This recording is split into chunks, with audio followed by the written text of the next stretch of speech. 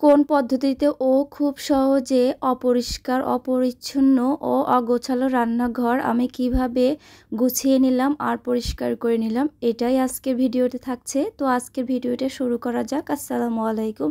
আশা করি সবাই খুব ভালো আছেন। কিছুদিন প্রচণ্ড অসুস্থ থাকায় রান্নাঘরের অবস্থা নাজেহাল হয়ে আছে। এত অপরিষ্কার আমার রান্নাঘর কখনোই থাকে না। আর মাসে একবার আমি রান্নাঘর একদম ধুয়ে মুছে পরিষ্কার করি, আর সব সময় তো পরিষ্কার করতে থাকি।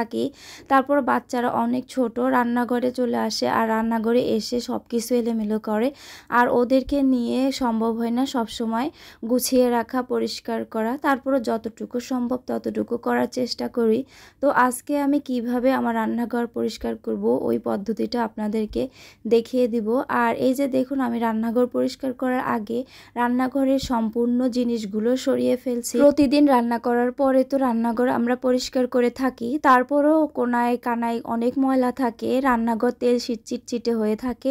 এগুলো অন্তত মাসে একবার হলেও পরিষ্কার করতে হয়, না হলে রান্নাঘরের অবস্থা খারাপ হয়ে যায়। তারপরও এই যে দেখুন, আমি উপরের যে ময়লাগুলো আছে এগুলো আমি ফেলে দিচ্ছি। আর প্রথমে হচ্ছে শুকনো যে ময়লাগুলো আছে এই ময়লাগুলো ভালো করে একটু ঝাড়ু দিয়ে ফেলে দিতে হয়। আমি কাজ করছি, এদিকে আলিশা মামুনি সানসেটের উপর উঠে বসে আছে। ওকে নিয়ে কাজ করা অনেক কষ্টের, দেখতেই পারছেন। ওকে সরিয়ে সরিয়ে তারপরে আমাকে কাজ করতে হচ্ছে। এত ময়লা, বারবার বলতেছি চলে যাও, সরে যাও, না ও যাবে না। আর রিং লাইটটা কেনার পর তো দেখতেছি ও ওই রিং লাইট নিয়েই খেলবে, আর ওকে নিয়ে কাজ করা অনেক কষ্টের। আর তারপরও আমার কাজ করতে তো হবে, তাই না? আর এখানে হচ্ছে যে আমি এখন সব ময়লাগুলো ঝাড়ু দিয়ে ফেলে দিব। আর হচ্ছে যে আমার টাইলসের কিছু অংশ পড়ে গেছে, ওইটা ঠিক করতে হবে। তো এখানে সব ময়লা কোনাকানি ভালো করে আমি পরিষ্কার করে নিচ্ছি। আর হচ্ছে এই যে দেখুন, এখানে ডাউল চাউল অনেক কিছু ফেলছে আলিশা।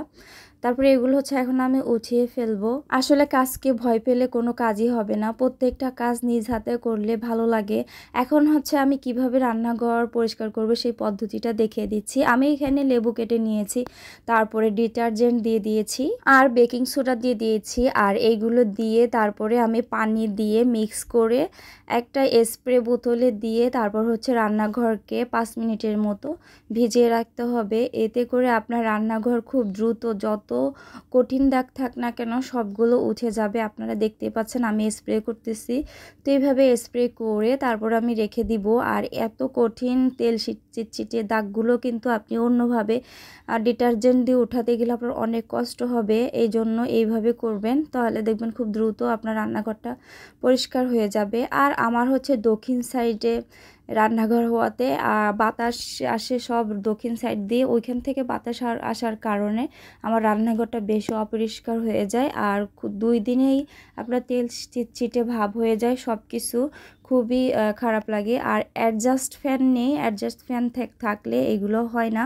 তারপরে হচ্ছে আমার কিছু থালা বাসন ছিল, ওইগুলো আমি একটু ধুয়ে নিচ্ছি। কিছুদিন প্রচণ্ড অসুস্থ থাকায় আমার ভিতরে যে একটা কাজের আগ্রহ, এই আগ্রহটাই কমে গিয়েছিল। মনে হয়েছিল আমি মনে হয় আর বাঁচবো না, এমন মনে হয়েছিল।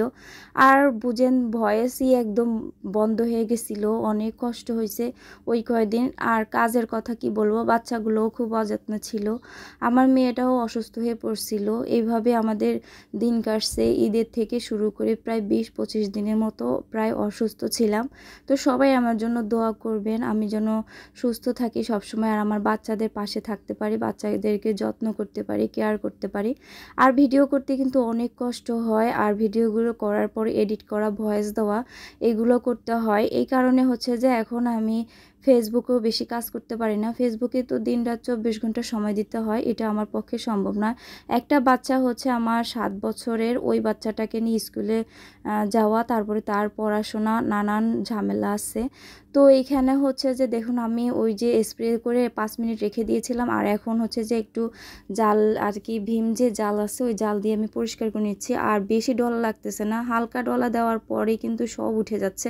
তো এখন হচ্ছে যে আমি একটা গামছা দিয়ে আর কি, একটা ন্যাকড়া দিয়ে ভালো করে মুছে নিচ্ছি। মুছে নেওয়ার পরে আমি হচ্ছে পানি দিয়ে ধুয়ে ফেলছি। নিতেছি। এদিকে দেখুন আমি আর এক সাইডেও ধুয়ে নিচ্ছি। আর আমি এইভাবে প্রত্যেকটা দেওয়ালের আনাচে কানাচে সব জায়গায় কিন্তু সুন্দর করে ধুয়ে নিয়েছি। আপনারা শেষে দেখবেন, আমার ভিডিওটা শেষ পর্যন্ত দেখবেন কিভাবে আমি পরিষ্কার করে ফেলছি আমার রান্নাঘর। আর অনেক কষ্ট হয়, তারপরও পরিষ্কার থাকলে কিন্তু ভালো লাগে দেখতে, যেমন তেমন রান্না করতেও ভালো লাগে।